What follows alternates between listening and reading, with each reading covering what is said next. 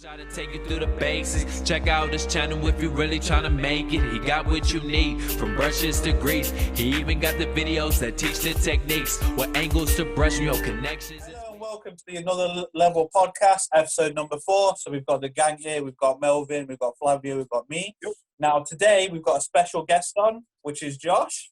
And hey guys, how you doing? Yeah, I'm going to show a 15-second clip of what exactly he does. Yeah, so Josh, what do you do? So I'm actually working as a web designer right now, but my true passion is in videography and photography, and hopefully over the coming months I can actually branch out from my full-time job and take the leap of faith and change my passion. But yeah, you can show the video and show the viewers what I do.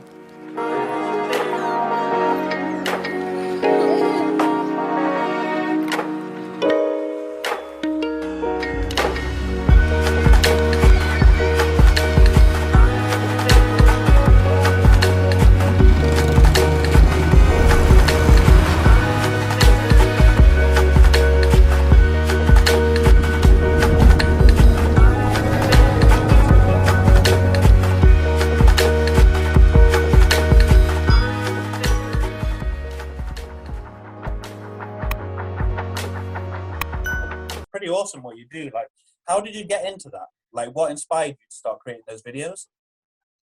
So I think for most videographers, where it usually stems from is it usually comes from a sport.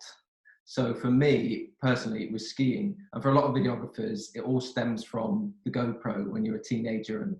And for me, it was a GoPro. About 15, 16, I picked up a GoPro and started messing around with it and making a few cuts and got a feel for it. And I threw it on Facebook and I got a good reception. And it was, it was very basic work, but friends from school, they liked it. And I kind of got a really good buzz off that. And it kind of just grown from there, really. It's only the last 2 years that I've been taking it properly, seriously. Mm-hmm. But it's just stemmed from skiing, really, and filming my skiing, and yeah, also a passion with travel. The majority of the stuff that I film is travel stuff. I do lots of commercial work, so I do weddings, I do fitness, finance, corporate. A lot of client-based stuff, and a lot of that stuff I actually don't post on social media. But the travel stuff is my passion projects, and yeah, I just enjoy traveling and just enjoy filming it and putting it all together, really. So yeah. Mm-hmm. Yeah, that's pretty awesome, and that's pretty interesting. And like, how long have you been doing it for with all of this? Because it seems like you've developed the skill for a long time. Because like when I saw your Instagram, yeah, I saw the videos and I was like, wow, this is amazing. Like, how long have you been doing it for? So my background, education-wise, was in IT. I've always been kind of a technical guy, and then went through college and then uni, and I left uni, and I've always had an interest in video, and I just kind of branched into it straight after uni, really, and started taking it seriously. I bought a proper DSLR camera, and I just enjoyed, going out with mates and, just using my camera, really, and watching tutorials and other guys, other filmmakers and other photographers, and just enjoy learning the whole process. Yeah, it's been about 2 years, really, since I first started. So properly. But yeah, I've just loved the whole journey so far. And in all honesty, if this whole journey was a race, I honestly don't feel like I've even tied my shoelaces yet. So I honestly don't feel like I really started. So yeah, I'm just enjoying the whole process of learning, learning the craft. I'm completely self-taught. I never went to film school. I've never sat a single photography class. It's all been off YouTube and forums and the internet, and it's kind of crazy to sit there when you sit there and think you have this world of material out there, and I've been able to teach myself and to a level where I can earn an income and, you know, a steady income doing what I'm doing. So yeah, absolutely. You know, with university, it's great, but I felt like when I was going through university, I was just going through just doing it for the sake of securing the degree. Do you understand? Yeah, Yeah, yeah, 100%. I love that. I love that. That's exactly what I did. Nah, I get 100%.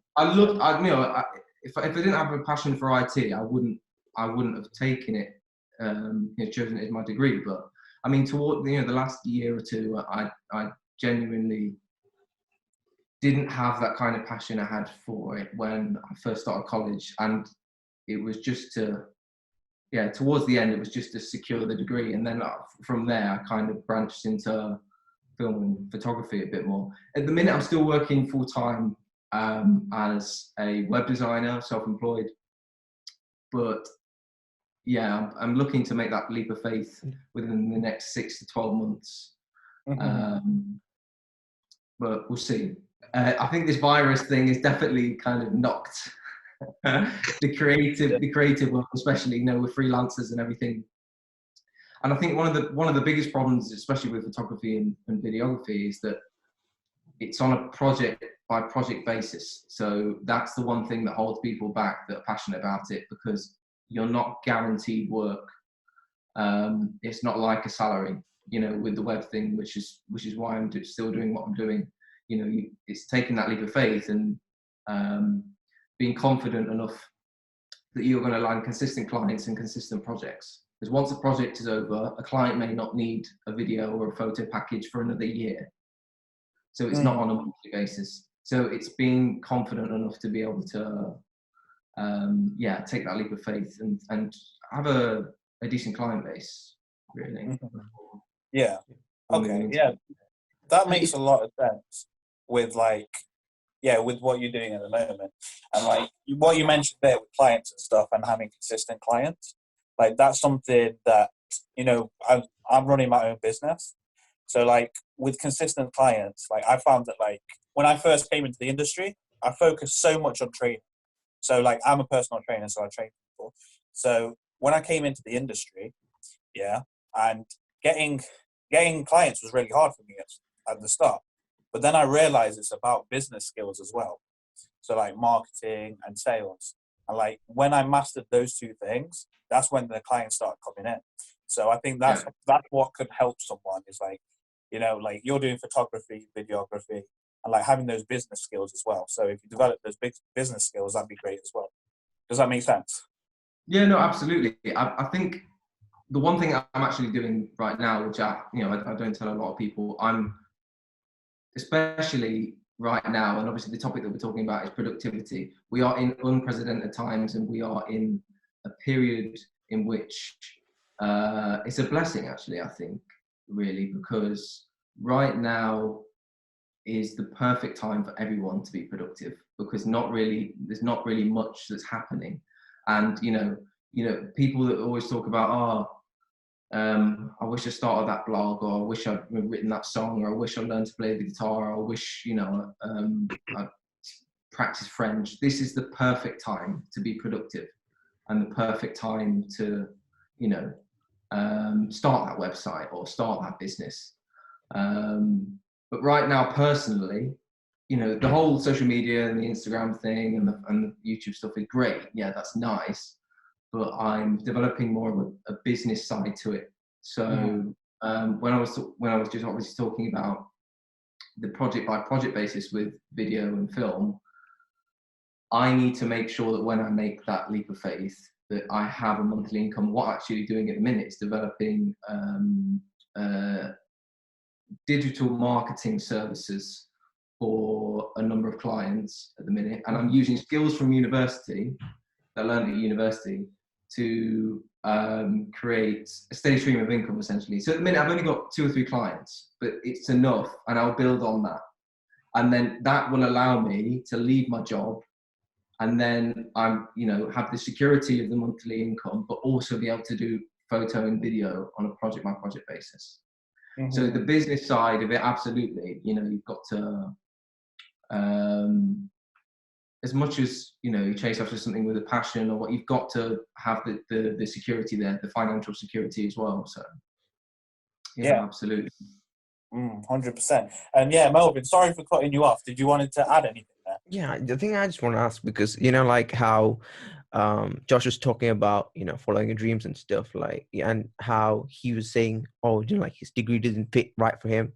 And I think like it's 100% like with me as well. Like it like when I was going through my degree, and like also my parents always pushed me towards like engineering or like, you know, science-based degree, being from a background, like, you know, being in an Indian family, basically, they're kind of prone to do that as well. And I know, like, you know, I asked, I don't know if Josh remembers, but I asked him in chat, like, Josh, like, how did you follow your dreams? How did it end up happening? And then, like, you know, it's really nice seeing someone that, you know, like, you know, taking that leap, you know, it just makes you feel so good inside, like, maybe I can do it too. And I reached out to Josh, I remember this, and Josh was like, yo, bro, only thing you need to do is just keep trying things. Keep trying anything that you can, and keep doing, like, and see what you clicks for you, basically. Try and find what you enjoy. I think one of the biggest problems is, you know, we need to sit down and kind of look at yourself and ask, like, what makes me happy? Like, what makes you happy?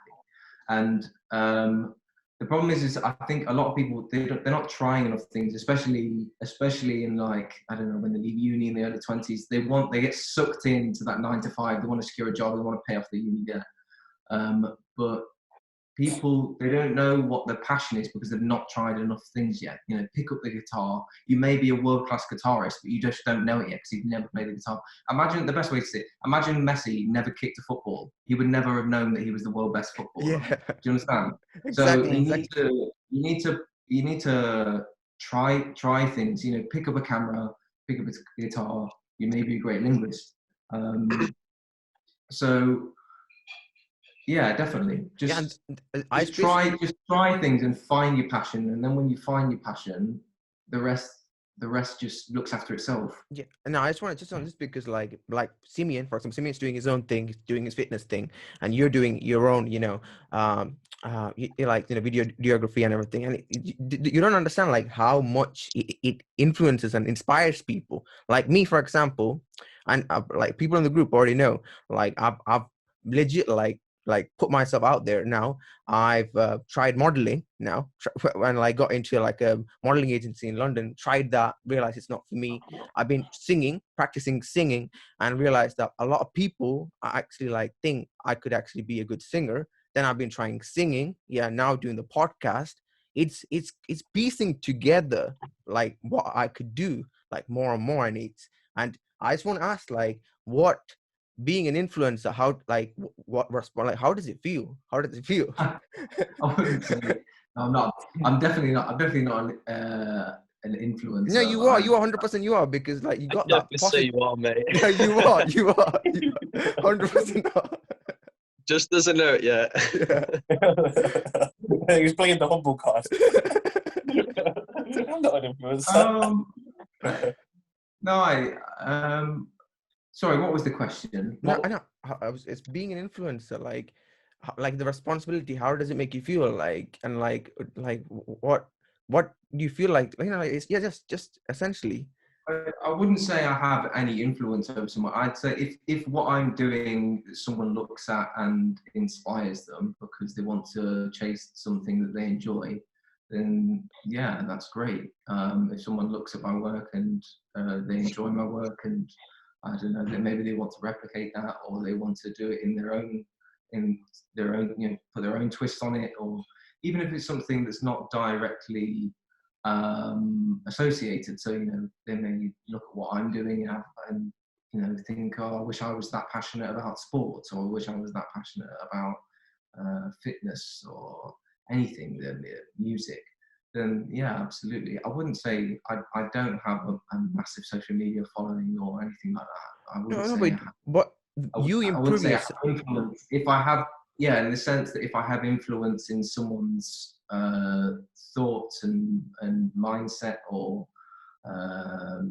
in their aspirations, then yeah, absolutely, that feels great. You know, What I can because say is, all I'm doing is doing what I enjoy, and if that has an influence on people, then that's brilliant. it does, because I like you improving yourself, it and like pushing yourself and doing what you want to do. It's actually giving everyone, a lot of people, like it's inspiring a lot of people, like including me. And I'm sure, like, you know, like Flavio, Simeon, all of them are being inspired. Like, and Oh yeah, 100%. yeah, and that's what like we are starting this podcast based on as well, because we want to inspire people to chase their dream and not go after security, you know. Yeah. And Yeah. yeah, It's Yeah, like I, we went to university for 3 years, we're all in debt, and you've just managed to completely almost gone 360 and been like, yo, this is my passion. I may have gone to university and you know, like spent some time on this specific course. You're even using things, you're even applying things that you've learned from uni and taking the most out of it and completely putting into your passion. That's inspiring. That's inspiring to see, man. yeah, We're really proud That's of great you. to hear. yeah. Yeah, that's great 100%. to hear. And I was going to add on something with, you know, the Yeah. environment as well. So, like, you know, when you're growing up, like, for example, you're going from school and you just see everyone else doing jobs. Like, when I came up, yeah, and in school, I just saw everyone else, like, just doing the normal life. It was kind of normal just to go to school. I never heard of, like, business or, like, people doing their own things. But, like, when you see other people doing their own thing, like, that's how I was kind of exposed, because I was watching a lot of YouTube videos. So, you know, I don't know if you guys have heard of Elliot Horse, but I was watching a lot of, like, yeah, a lot of YouTube videos. And I got inspired by that. And, like, now I saw that, oh, my God, like, these people are breaking the norms. So it's kind of like, it's your environment as well. And, like, if you can surround yourself with people that are kind of breaking the norms, you know, doing their own thing, you can believe you can do it as well.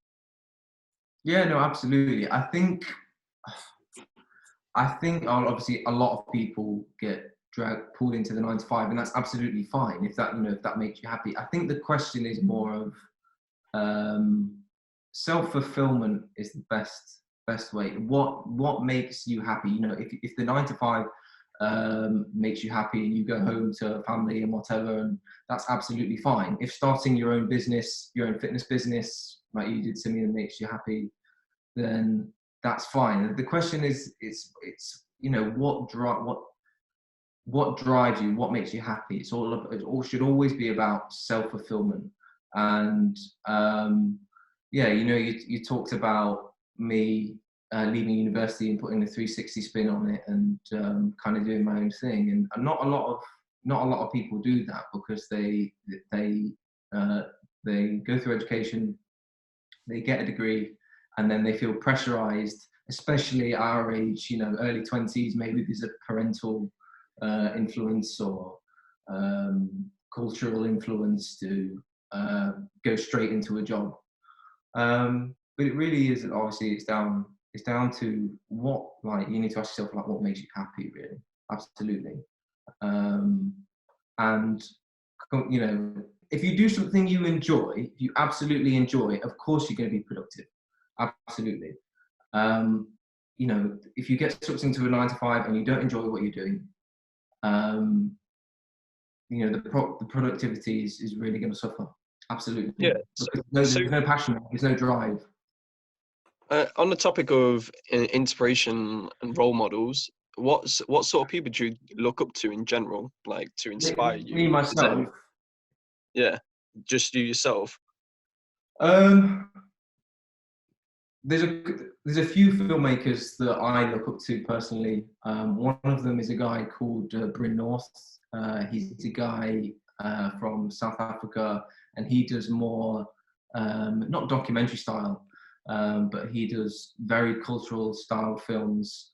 And yeah, his work is absolutely amazing. He's got millions of views on YouTube, and yeah, his work is very inspiring. I'd definitely say Bryn North. You guys need to search him up and have a look. Definitely. His work is brilliant. He's a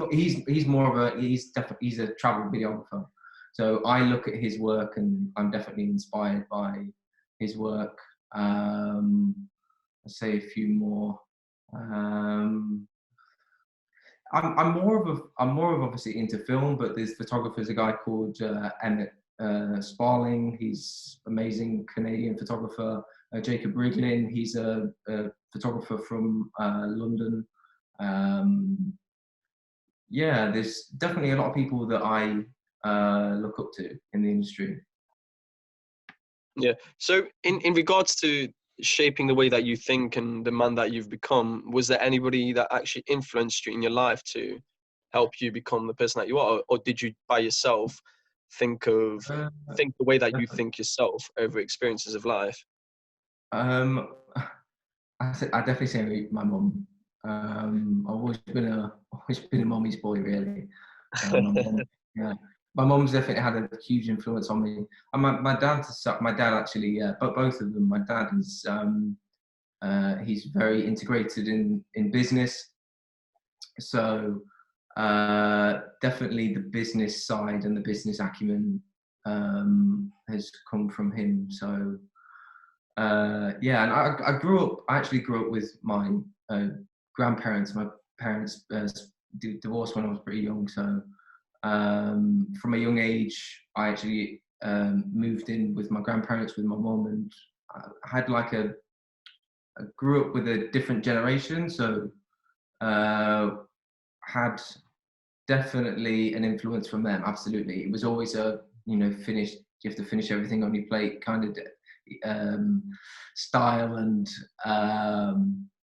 my grandfather was in the military, so yeah, discipline, and I think that's where the productivity comes from. It's nice that you guys look at me and think that way, that I'm productive, and yeah, it's nice to think that. Yeah, man. It's just good to get a good understanding of a person's character, of like sort of where they came from, why they do the things that they do. Do you get what I mean? That's why I asked the question. Yeah, no, absolutely. Yeah. So, like the sort of like destinations that you've been to, like I've seen a few on your Instagram, like Canary Islands, French Alps, India, Philippines. Like, when you do go to these places, do you do research? I know, like you've mentioned about, you get client works, weddings, and you love to travel in general, but do you research these locations, or do you just come across them and you find these amazing sceneries? And that's what you definitely search up, on Google or Instagram or wherever, you definitely search up the locations, absolutely, before you go there.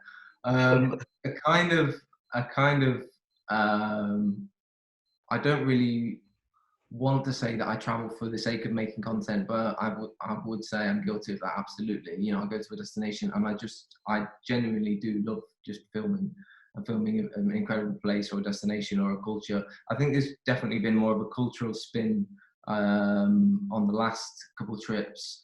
I just absolutely love being completely lost in a place. No one speaks English. I've got no idea where I am. I've just got a camera in my hands and I'm happy like doing what I'm doing. Especially, there was a funny story. I went to India last summer and we were in a taxi, and the taxi driver had stopped in this little rural village in a place called Hampi in India, and out the middle of nowhere, and there were fields and cows and all that, and these kind of little corrugated iron shacks made out of straw and all that sort of stuff. And he got off the taxi and we paid him, and he said, "Would you like to come round to my house for lunch?" And just the most bizarre, honestly. So, that wouldn't happen in the UK. You get out of the cab and the cab driver says, "Do you want to come to my house for lunch?" It's just a bizarre thing. We're getting killed. You're getting killed, mate. Yeah.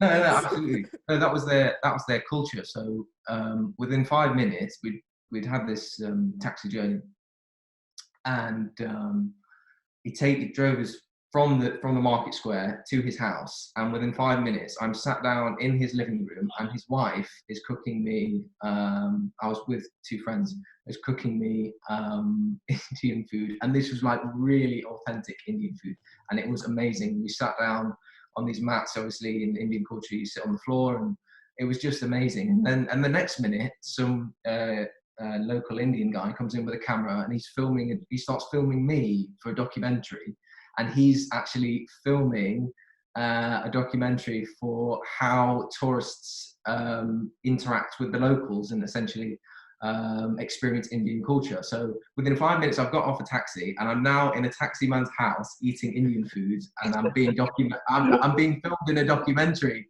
and it was like the most surreal experience. But no, I genuinely love that. Like, I love those moments. That's why I love travel, and especially like making the travel content. You know, I think with film, people go different routes and directions. You can become a wedding videographer. Wedding videographers make crazy amounts of money. I mean, I know some wedding videographers that can make £2,000 in a day. Yeah, that's crazy. base rate. But that's not something for me. It's not something I'm passionate about. Especially, you know, there's a lot of pressure there with something like that. But you know, the beauty with film is you can go into a lot of things. You can go into events. I've done event videography. I've shot Jamie Duggan and Tom Zanetti at a festival before and been on stage with them in front of 3,000-4,000 people. That was amazing. I've done weddings. I've done corporate, fitness. Yeah, but the one that I really enjoy definitely is travel, because it's so you not only experiencing new cultures, but there's a sense of like adventure and discovery about it, you know. So it's just amazing and obviously I can't complain about going to beautiful places, do you know what I mean? So 100%, man, 100%. I just wanted to touch on, you know, like traveling and like different cultures, like how has that changed your cultural awareness, like, you know, going to these different places, meeting different people, like places like in India, Philippines, you know, like has that changed the way you see humanity, the people, like Your perception. people? Yeah, well, absolutely. I think everyone in their lifetime 100% you've got to go out and you've got to travel and you've got to go and see places and experience cultures, not just seeing places, but go and experience cultures, go and speak to the locals, and don't be afraid. I think you know, some people may not like that, but I think it's more of like a life experience, and actually understanding someone's background and way of life. The first time, well, I'm talking about India again, when I went to India, and obviously the culture out there is to eat with your hands rather than cutlery. And when I actually first sat down, we sat in this restaurant and they laid out a banana leaf. And it was the first time I'd actually eaten just with my hands, eating a curry. And there's things like that. You can't put a price on experiences like that. That's someone else's, that's their culture. And I absolutely love experiencing things like that. And that has had a massive influence on me as a person, and, you know, on every aspect, on someone's religion, beliefs, just the culture and the way that they do things. Yeah, absolutely. Everyone needs to travel. You've got to do it. Not just to go and get a suntan and sit on a beach, but to like I'm talking like real travel, like go and experience cultures, and yeah, you need to do it. Yeah. Everyone. like Have you had any sorts of like life-changing experiences while traveling, like that has made you think, wow, and like change your perspective completely? Like, have you had any life? Yeah, I've had a few, definitely. I keep talking about India because India was genuinely life-changing. Yeah, no, yeah, I've been to India India. was genuinely life-changing. Yeah. It was. I talk about India for the third time, but it literally changed my life. India changed my life too. Yeah. You're from there, bro. Come on. No, I've had some amazing experience. You know, I've been tropical islands of Mauritius, and, you know, Philippines and French Alps, and it's all great. But the one that always does stick in my mind is definitely India. And probably the most influential experience of my life was buying an entire school of the Indian children at the school, 150 of them. They didn't really, you know, they were in a very rural area, they were very poor, they didn't really have much, not really, you know, much stationery, books and pens and pencils. And I was at the shop one morning by the school, and I was with a few friends, and this girl had come over, and she just kept saying, pencil, pencil, pencil, buy me a pencil. And we were at the shop, and I offered her sweets and chocolate, and she said no. And then for a child who was about 5 or 6 years old, she'd actually turned down chocolate. But all she wanted was a pencil. She wanted like her education. You know, she didn't. That's all she wanted over chocolate. So we kind of like sat there and had this like moment, and we went back to where we were staying that night, and we woke up the next morning, and all of us decided that we'd throw some money together and we'd buy the entire school books, pens, pencils, stationery, snacks, and for 150 kids. And we went to the market the next day, and the market shop owner, he was obviously very happy because we bought boxes of stuff from him. We went to the school, and we just donated all the stuff to these kids, and honestly it was just the most life-changing experience just to do something as simple as that. And I think altogether, we chipped in, it was only about 20-30 pounds for all this stuff. Obviously it was so cheap, but that had such a life-changing experience to see them so happy over something that we take for granted, for a pencil. Yes. Yeah. Do you know what I mean? Yeah, And the fact that girl had actually turned down chocolate. I mean, a British girl or American child would probably have chosen the chocolate, but the fact that she'd chosen the pencil, which was like, it was almost that her education was more important to her, and it had like such a big impact. And yeah, so we handed out all the stuff. They were obviously very happy, and I had my drone in my backpack. And they're obviously a very rural area in India, and they probably don't have TV or radio or anything. So to pull out something as technically advanced as a drone and set it off, they all went nuts. They were screaming. And, that was nuts. I flew the drone up, and they absolutely loved that. That was definitely the one experience that influenced me. Yeah, I was. Speaking. Huh? Go on. Sorry. Who wants to go? Josh, can you actually speak Indian? Can you speak any sort of like Punjabi, Hindi? Can you actually speak any Indian? I can say it up and down. Uppa, niche. Jeez. What does that mean to me? Wait, what did you say? Wait, what did you say, Josh? Uppa, niche. Uppa, niche, isn't it? Up and down. Yeah, up and down. Yeah. Oh, yeah. Do you know why? It's those? Because when we were in a taxi and there were like roads going up and down, and we were trying to describe to the guy where we needed to go. So that's why those two words. That's actually sick, man. He's even got the accent down and everything. Man. Yeah, he's got the accent now. He's a proper Indian. Yeah. Now, 100%. I think we do take things for granted. Like, I've had the same experiences as well, where we just donate clothes, for example, and they're like, "Oh my God, like, thank you," and like, you just think to yourself, like, "Wow, we take so much for granted here. Yeah. Like, we've got a roof over our head and stuff." And I feel like, the story you're telling about with the pencil and stuff is that they kind of value education. The reason why they value education is because they've seen their parents struggle, and like in that culture, it's kind of like, that's the way out. Yeah, absolutely. When it comes to that, basically. Yeah. I feel like being exposed to these cultures like Josh is, it almost helps you preach gratitude, like for the things that you have in your life, and it helps almost make you more of a culturally aware, of course, but as well as a humble person, because you see, like your life back, at home, it's like it's amazing in comparison to these lives, sort of thing. Yeah, absolutely. And it's something that people really need to bring into their lives, I feel like. So when Josh did mention, it's important for people to actually go out of the country and actually explore these cultures, 100% agree with you. The only thing I didn't agree with Josh was that he said Messi was the best football player in the world.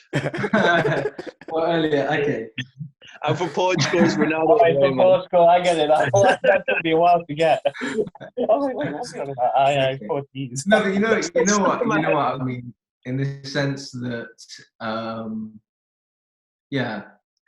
going back to what I said, I remember the quote now. Steve Jobs said that the only way to do great work is to love what you do, and to find what you love, you need to taste things and try things. And when I talked about Messi, find that Ronaldo, You know, if he never kicked a football, you know, you need to go out and taste things. And you know, when you guys all graduated from university looking at getting jobs, but you need to sit there and ask yourself, like, is this job, do I want to sit down and do this? Do I want to be doing this job for the next 40 years? That's what kind of you need to ask yourself. Because the thought, I tell you what terrifies me, what absolutely terrifies me is the thought of education, job, mortgage, retire, die. Yeah, that's And sadly, that's the story for 99% of people. Do you know what I mean? Education, job, retire, die. That's literally it. I think that's why, like, the thing is, like, okay, I'll be honest, like, most of these, like, I said, like, I've been going to interviews, and like interviews and stuff, trying to get a job, but I'll go to most of these interviews, like, just so I want to get a job. I'd actually, like, have no passion, like, to go into the job. So the thing is, like, they can sense that going into these interviews as well, like, and it's just like it kind of like, and I'm starting to realize in my mind as well, maybe that's why they're turning me down, because I'm not putting my passion out there, like, like, in what I want to do. And if I did, they will see that, you know, when you go to work. And I think it's kind of a blessing in where, like, you get to try things and do what you want to do, hopefully, eventually, and dream for a higher life, like you want to fulfill from. But there's nothing wrong with there's nothing wrong with paying the bills. You know, everyone needs to go out and buy the bread and whatever. But you know, the whole topic here, we're talking about productivity, is there's 24 hours in a day, and you're only at work for 8 of them. You're asleep for 8 of those, and there's that window. There's another 8 hours, and it's what you do with those 8 hours. If you have to pay the bills, then just find your passion, and in your spare time, you know, make that your side hustle or your hobby, and then eventually, when you get good enough at it, or when you're in a position where you feel comfortable, you then can dilute the full-time job and then go into actually what your passion is. But you know, the thing is that you need to go out and find your passion, and definitely just use the spare time. You know, we're talking about spare time. We're in the midst of probably the best opportunity for anyone to start anything, any hobby, or just continue what they're doing. Obviously, Simeon with the business side, with his fitness and that, you know, it's a great way to elevate his business or land more clients. I think especially in the like photography and film sector, there isn't much projects going on at the minute, but what I'm doing now is communicating with clients so that when things do die down a bit and when the virus is under control, I'm sort of setting myself up to catapult myself into jobs and projects. So it's just being productive and using the time to your advantage, really. Right now, everyone should be doing it. Yeah, 100%. And I feel like with, you know, when you're young, when you're coming out of uni as well, that's the best time. Like, that's the best time to like take risks, because like you don't have much responsibilities when you're coming out of university. So you can take a lot of risks when it comes to like. I think it depends on your lifestyle as well, Simon. Like, not everybody can take those risks. Some people have to go to a 9 to 5 just to pay bills. For example, myself. Do you get what I mean? Yeah. No, 100%. Yeah, 100. But I think even then, I feel like with Josh's approach, I feel like I think it's a preference thing, because if you have like sort of that parent's background where they can support you financially and you can dedicate your whole time to finding your passion, 100%. But you also have to think about if you have bills to pay, you do need that 9 to 5. But 100%, Josh is correct in terms of what you do in your spare time. It's definitely, if you want a change, if you want completely change your life and you want to find your passion, that spare time is so important and crucial. Like, use that time. Like, don't just procrastinate and do nothing during that time. Try to spend it as wisely as possible, finding that passion, which Josh has done, and I'm very proud of you, man. Yeah, it's that shift in mindset to be able to sacrifice his time for something, for a better life. Like sacrifice money, even, like save it up to what you want, save it up to do something for something that you want to do in the future. Like, so it's important to make those sacrifices. and like Yeah, changing the it's mindset. definitely easier said than done. Yeah. Like it takes Yeah. a lot of discipline. It when you does, go- bro. It does. It's hard. It's hard. Yeah, yeah, and I think think as well, like you need to get to a point where, like, for me, like I had a job and I left it, and the reason why I left it was because I was so confident in my skills. Like, as well, to be fair, I was kind of lucky as well. Like my parents, they support me, and like I'm really grateful for that. But as well, like I was kind of confident in my skills to go out into the marketplace and make money. Yeah. And like I got to that point where, you know, I'm able to like trust in myself, if that makes sense, because I know that Yeah. my skills are now good enough to be able to, you know, start to make money, if that makes sense. Yeah, no, absolutely. I think if something is a true passion and you do genuinely love it, it never ever feels like work. Like it doesn't feel like you're grinding or anything. Like you just genuinely enjoying what you're doing. I think the first time that I actually realized I loved video in particular, over photography. I was editing a video one night and I just completely lost track of time, and the next minute it was 6 a.m. and I could actually hear the birds singing, and I'd literally lost all. I was editing a video and I'd lost all, spectrum of time. It was just gone, and you know, the next minute it was like early hours, and yeah, I think when you're doing something like that, it just never feels like a grind, and it's important to find that, you know, for everyone to find what you enjoy doing. Absolutely. Yeah, 100%. And I feel like you should follow it as well, because like for me, I didn't plan any of this. So like, for example, like in university, I got into powerlifting. So I was powerlifting for like 2-3 years. And then through that, I started coaching powerlifters. So I had no intentions of like, you know, coaching like the general population. I had like zero, like, I didn't think I'd go down that route. But I remember once I did it for someone, and, you know, I kind of had an impact in their life. They were like, oh my God, thank you so much. And from there, it was like, oh my God, like, you know, I'm making a huge impact in that person's life. So then, like, I started to love it because I realized that what I was doing was impacting so many different people.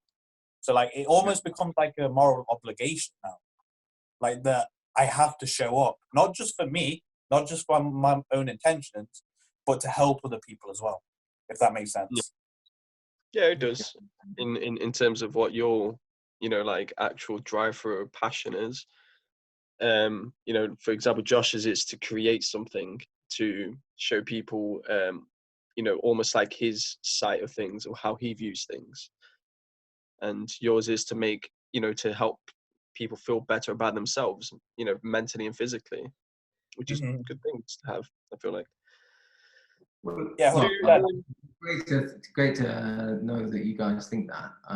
I think, okay, here's a perfect example of someone with a passion, but it was diluted. So my personal GP, my doctor, we were actually selling some woodworking tools at the house and getting rid of them. And he actually got in touch and he came round and he was going to buy all these woodworking tools and blah, blah, blah. Anyway, cut a long story short, I was having a chat with him and I asked him about his career and why he became a doctor and blah, blah, blah. And he'd retired and he was about 70 years old. And I asked him, you know, he was saying that his true passion was in woodwork. And I said, so why didn't you become a woodworker? Why, you know, you obviously love making wood and making chairs and whatever. Why didn't you become a woodworker? And it was his parents' influence that actually forced him into becoming a doctor. Yes, he had a great career. He had amazing pay. He had an amazing pension. He was looked up to by a lot of people. But look at him now. He's you know, what time has he got left to actually do his passion? He's retired, yeah, and he can do woodwork. That was his genuine life passion. But he said he looks back on his life and completely and utterly regrets not being a woodworker. And that petrifies yeah, oh me. yeah, 100%. That is probably the biggest driver of anything. Can you imagine being that age and looking back with regret on your life and not being able to do it? Crazy. Yeah, that drives me. that's the main driver for me as well. Is like, because when I was doing football when I was growing up, I wanted to be like a professional footballer. Now I'm not saying like I would have become one, but I didn't even try, and that's the thing. Like I know I didn't even try, and because I let the world tell me that like, oh my god, like that's unrealistic. Like it is a hard goal to do, 100%, but at the same time, I have regret for not trying and not going for it, because at least then I know. At least I know, and I can live with that. But like, if you don't even try, you have regrets. And to be fair, I have some regrets about that, and like that kind of motivates me as well, if that makes sense. Yeah, absolutely. At least Yeah. if you take the leap of faith in whatever you're doing, and at least you try, then at least you try, you put your 100% into it. Then at least you can look back and say, I really, I chased my passion and I tried. It didn't work out, but at least you tried. You know what I mean? That's the important thing. And I think, a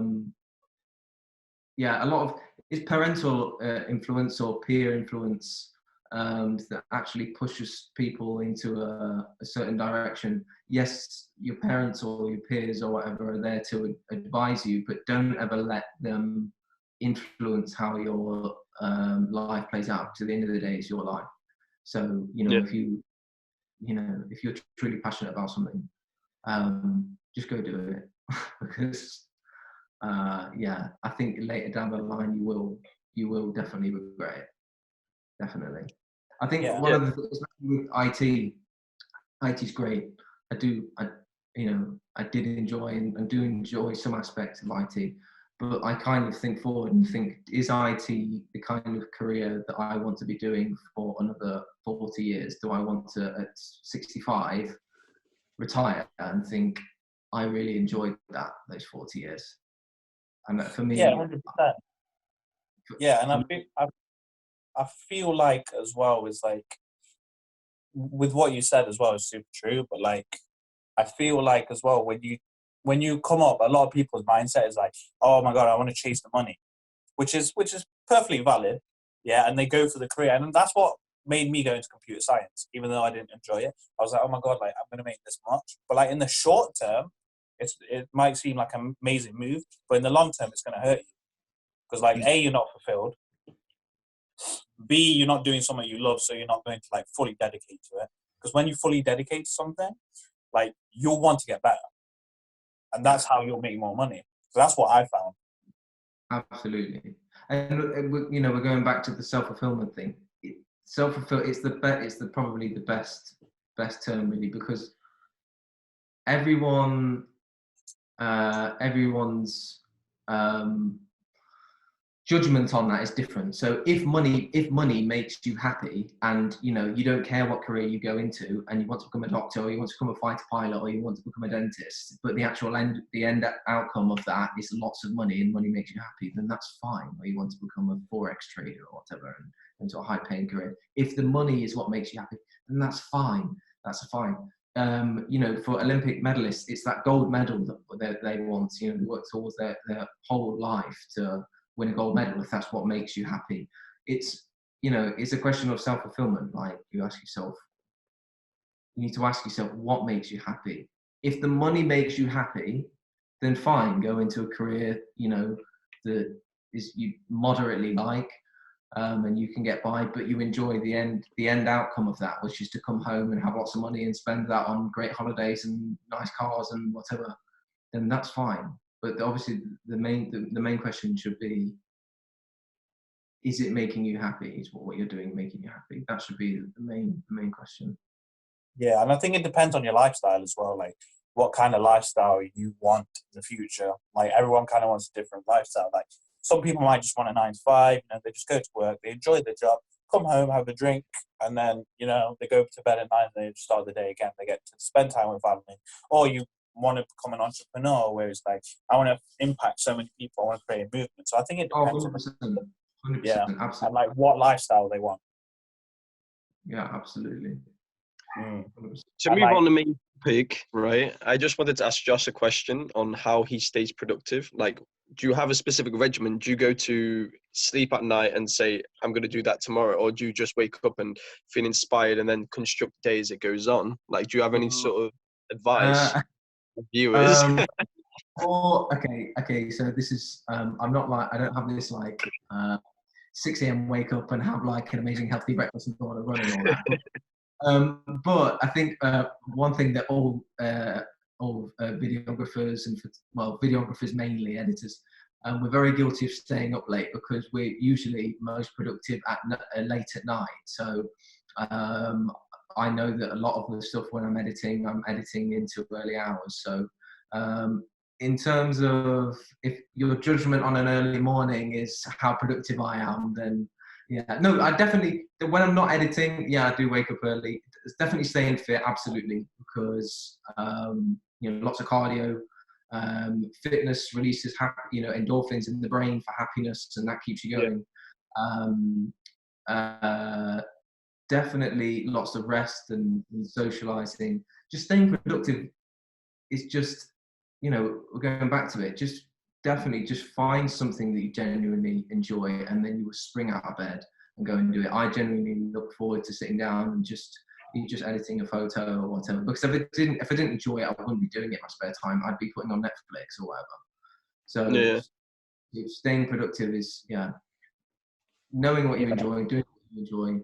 But in terms of a regimen, staying fit. I used to go to the gym a lot, but now obviously with the coronavirus, everywhere's closed. Doing cardio, going for runs, communicating with family. No weird techniques like meditation or anything like that. I don't know anything like that, but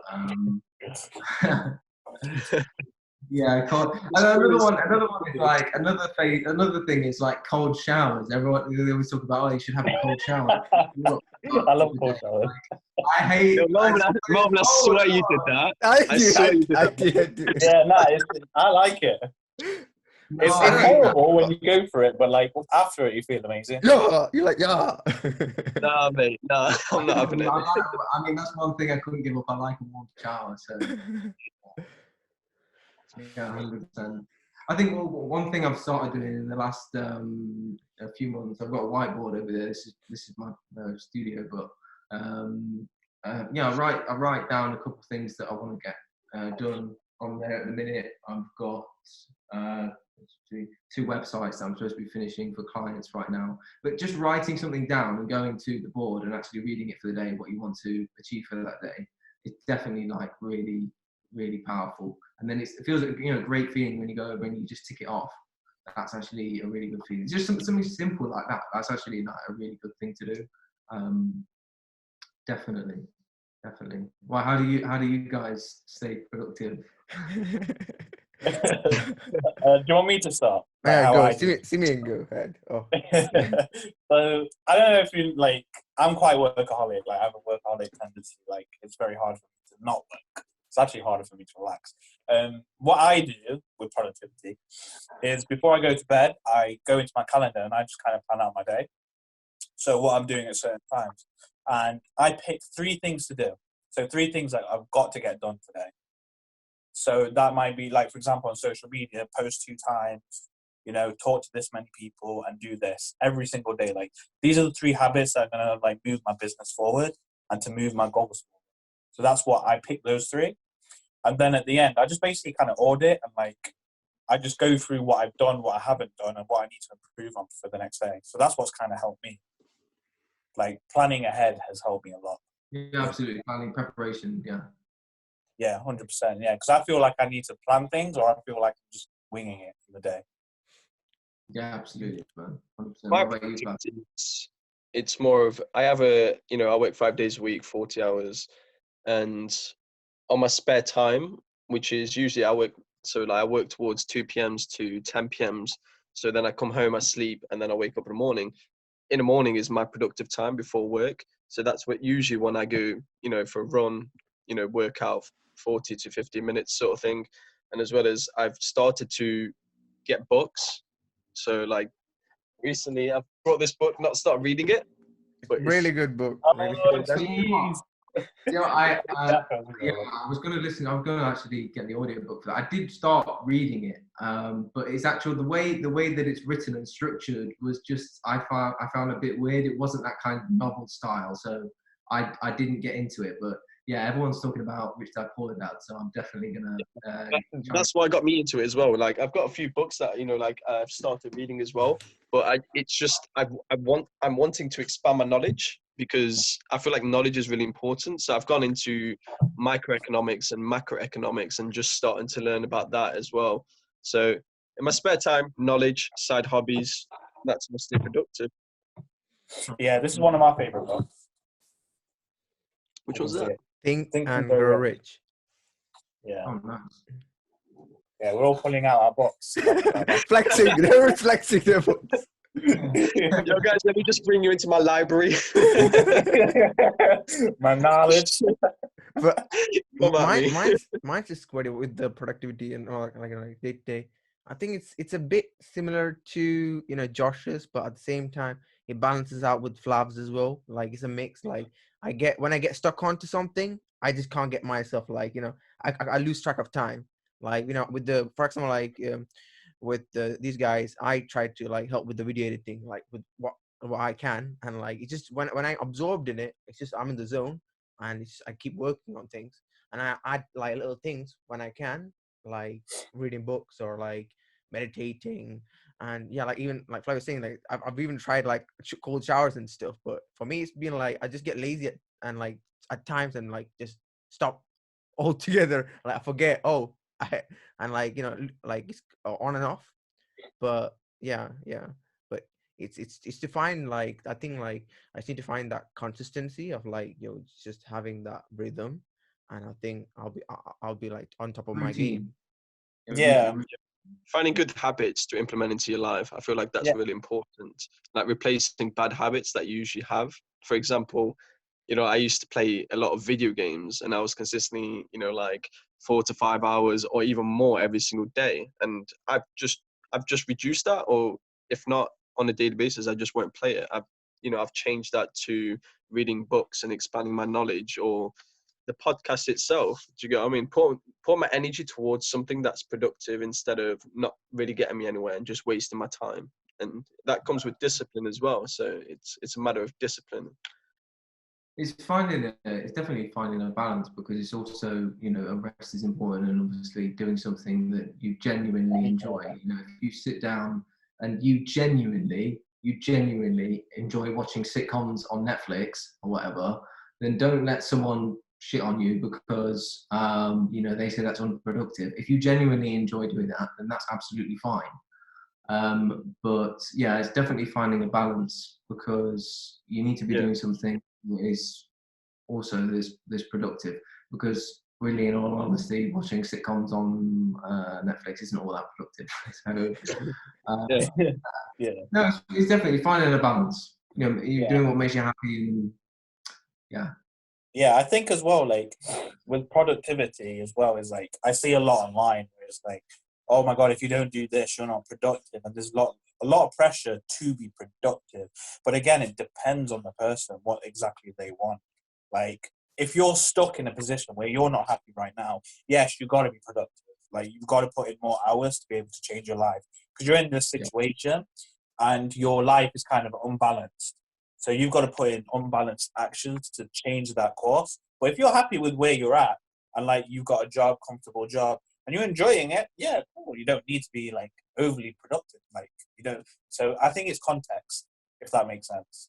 Absolutely, it's all relative. It's all it varies with person to person. Absolutely. 100%. Yeah, awesome. So Flavio, Melvin, you got any more questions you want to ask? No, Yeah, man. More about like my work and what I do, or yeah. Like I actually want to ask particularly because I'm kind of like I'm interested in like photography and stuff, like the equipment, like like the camera like equipment, the video equipment that you have, like some of them are like 1,000 quid or like 500 quid. Yeah, like it's for someone to start up, like to do something like that, you have to invest a lot of money. I didn't when I first obviously when you buy a GoPro, it's kind of, you know, it's cheap and it's commercial, it's affordable. But as you get better, as you progress, obviously you upgrade gear. In general, it is a very expensive hobby and passion, extremely expensive, especially not just the photography and videography side, but the fact that I do enjoy travel videography. So it's all the plane tickets and, you know, it's the accommodation and everything in between. The gear, this is my weapon of choice. This is a GH5. Yeah, I'm actually thinking about getting rid of this in the next 6 months, because Canon are releasing a new camera called the EOS R5, and we're just waiting to see a price tag on that. But for example, that's they reckon it's going to be a £4,000 camera.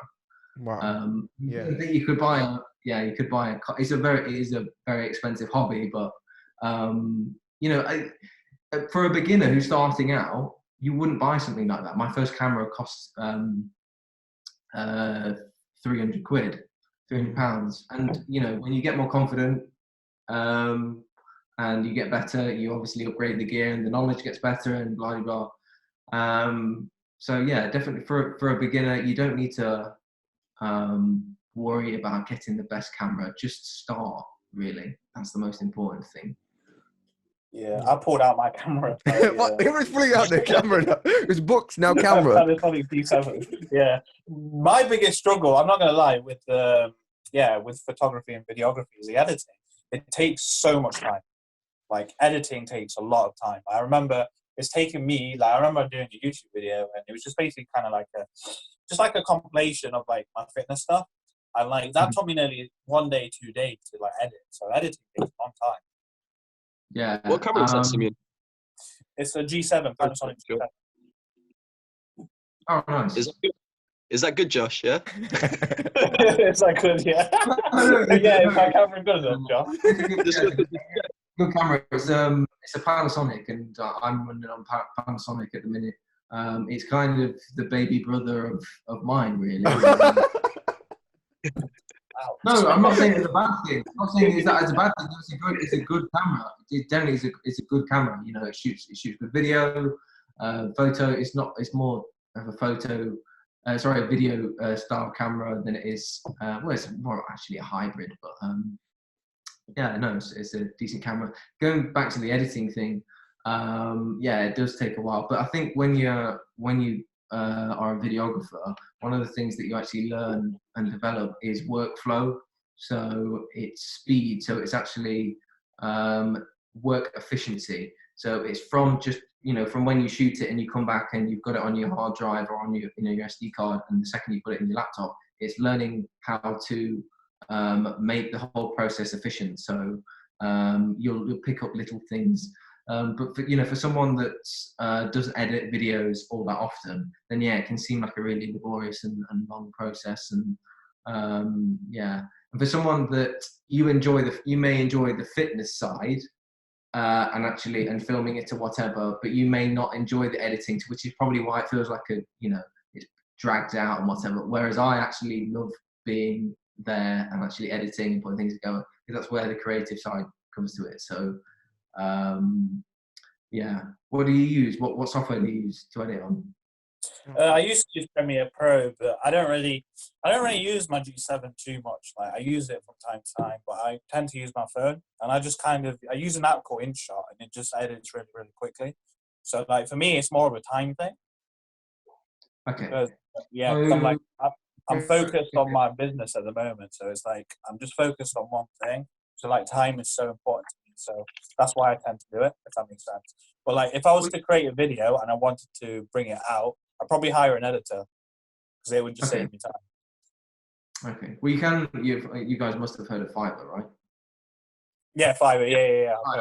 You can go on Fiverr and you can hire freelancers to edit your videos if you want. I mean, some of them you can have editors that charge £500 a project. You can have editors that charge £15 a project. It just depends what you want. So if you don't enjoy the editing part and you're happy to pay someone, then yeah, there's freelancers out there that can edit the stuff for you. I think Premiere Pro is a very advanced software. So people that aren't really used to video editing, it's definitely for more advanced editors. So I'd say if you're going to use anything, use have you got Mac? You on Mac? I've got Windows. I ain't got a Mac. Windows. Windows too. Yeah, well, if the InShot thing works for you and it doesn't have any crazy effects, then I'd say just use that and stick to that, because what's more important for you is to get the content out there than actually put all crazy effects on it. So what were you going to say in regards to the Mac? What is there on the Mac that's good for editing? You've got Final Cut Pro, and then you've got Apple's default and stock video editor, which actually comes with all Macs, which is called iMovie. So iMovie is essentially the baby brother of Final Cut Pro. Final Cut Pro is a £300 software. iMovie's fine. You have a lot of basic YouTubers that use iMovie. It's just a default software. It comes with all Macs, I think, actually. And that's perfectly fine. It's really intuitive, great interface, and very quick. And you use Premiere Pro, you open it up, and it's like, if you've obviously seen the interface, it's very intimidating. So yeah. I would say, Simeon, if you want to do video editing, I would say get a Mac. Yeah. All right. So Josh said to get whiteboard, buy a Mac. It's not looking cheap. Yeah, my camera's not up to standard. I need to spend 4,000. We're gonna have to spend 4,500 on a camera. Okay, guys. No. I'm not saying that. And that wasn't. I'm not saying that. But that's something that I'm looking to do in the future. But that's just something that I just feel is necessary. And obviously, the knowledge is getting better. Then I just want to upgrade my gear. So the money, the price of something doesn't actually show how good or skilled someone is. You can have someone that has a £5,000 or £10,000 camera, but if the skills and the knowledge isn't there, it means that the footage is just going to be complete garbage. You can have a very, very skilled filmmaker and videographer with a £300 camera and make an incredible film. So gear is definitely not important in that sense. Yeah, absolutely. So Simeon's camera is absolutely fine to do what he's doing. Yeah, thank you. Yeah. So Melvin and Flav, have you got any more questions before we wrap it up? That's it. Awesome. Yeah. So thank you very much. Thank you very much, Josh, for coming on. And we'll see you guys later. Thanks. I've always got to flex my mic. Thanks for having me. I really appreciate it. Awesome. Yeah, that's it, man. Try to take you through the basics. Check out his channel if you're really trying to make it. He got what you need, from brushes to grease. He even got the videos that teach the techniques, what angles to brush, connections.